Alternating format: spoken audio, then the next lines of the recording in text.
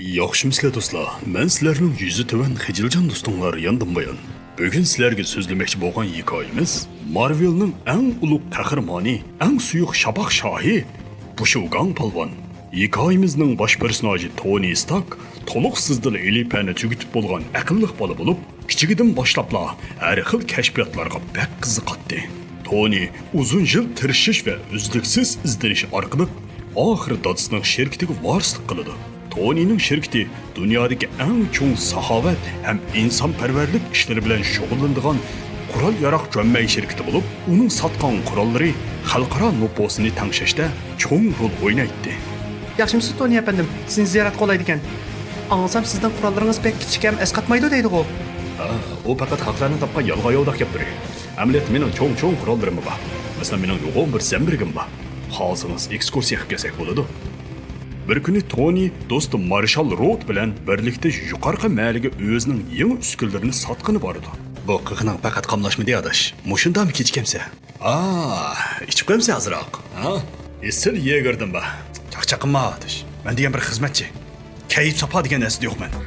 Adaş ben sana desem o şanşında kıl o adaş o şinçin bu o Bir turkum mollarni setib olgan Tony, mana irim qilib oldim bu deb xo'shal o'tirganda, o'ylamagan yerdan bir tup zo'ravon unsurlarning qo'liga tushib qoladi. Ig'ir yorilib o'shiga kelgan Tony maysidagi uskunni ko'rib, qattiq cho'chib ketdi. Bu nima? Jimito. Maydingizga cho'ngdan bor. Nemishqa buni o'rnatib qo'yding?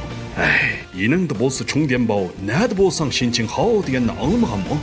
Gap qilayotgan bu ko'zoynak tursun toz bo'lib, u bir dushmanlar tarafidan tutqun qilingan ximiya olmaydi. Dal bu chaqda bir zo'ravon unsurining boshlig'i kelib, Tonyni qiyin qistoqqa elish orqali uni o'ziga qurol yasab berishga undirdi. Bizning qaysar Tony bundaq qiyin qistoqlarga chidaydi. Undaq oson dushmanga bosh egmaydi. Yasimisingiz, emisi Wi-Fi'ni o'zi bitimi? Unda bo'lsa yasay. Wi-Fi olmasa qandam chidaymi? Mana shu.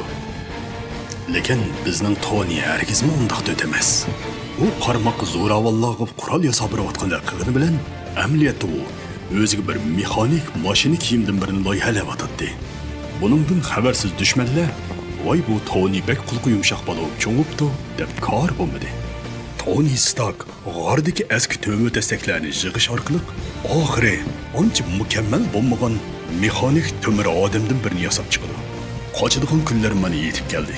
Tursun toz Tonyning mashinasiga to'qqachilaydigan vaqtda tejab berish uchun o'zini qurbon qiladi.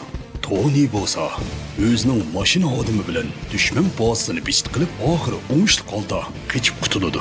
Hamda qutqizish atriti bilan uchrashib, jini omon qoladi. Ya adaşım! Abadi yig'lamaydi, o'ynamaydi. Tonyning do'ltiga qaytganligini ko'rgan kotibi intoyin hayajonlanib ketdi. Men saqlatamsiz jinim. Odamdan sirtib bir yilmi yo'qib ketamsiz. Ha rost. Sizga bir xush xabar. Siz tada bo'ldingiz. Nima? Tursun Tazning o'limi qattiq ta'sir qilgan Tony muxbirlarni kutib olish yig'inini ichib, shirkatning qurol yaroq bo'limini taqib etganligini aytdi.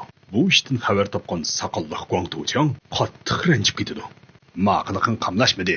Nima qilganing bu Tony? Qurolliq bo'limni taqib olsang, men mosatam to'q. Shunday mosataymi deymi? Voy bu maydondagi palpulni achangga opirib. Batareyasi tugab qolay degan Tony o'zining kotibi Beli qizni yordamga chaqirdi.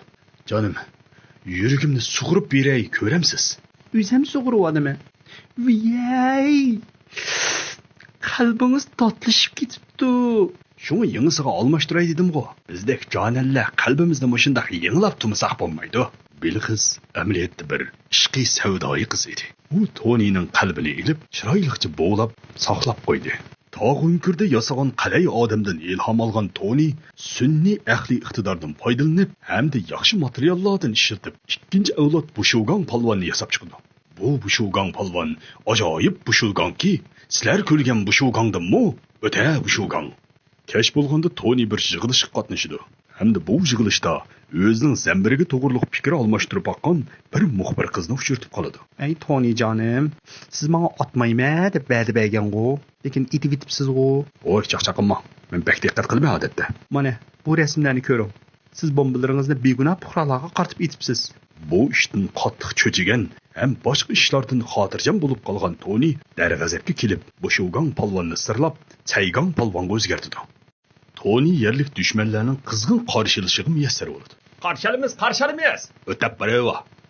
Ay, mangayva. Sen baba, kete. Kessin bu yanday. Oy. Ya biz son vancumu qilmaymiz, bezami qilmaymiz. Nima va yasqidi? Qanday yasan sen? Va faqat maklovni yasaysan kelsan. Va faqat deytimi?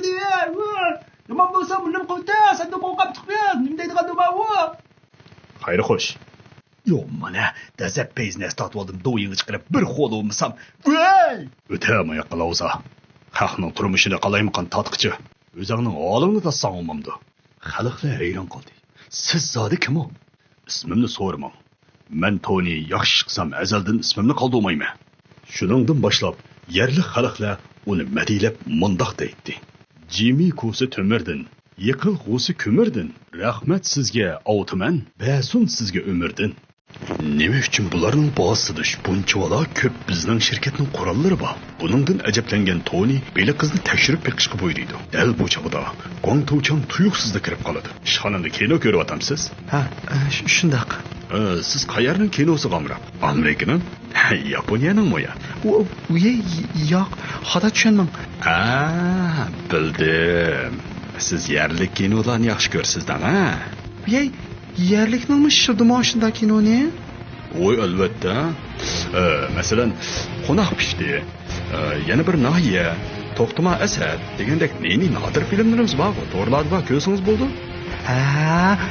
Onda kinon deganmi? Beli qiz Guangtouchangning diqqatini burab, materiallarni o'g'irlab elib qochib ketdi. Bilmay o'ssang dut bo'lasan, bilib qolsang mut bo'lasan degandek, amaliyotda bu ishlarning eng chong planlovchisi dal mushu saqalliq Guangtouchang edi. Bu xabarlarni Toniga tezroq yetkazay deb turishiga Guangtouchang allaqachon Tonining yiniga berib bo'lgan edi.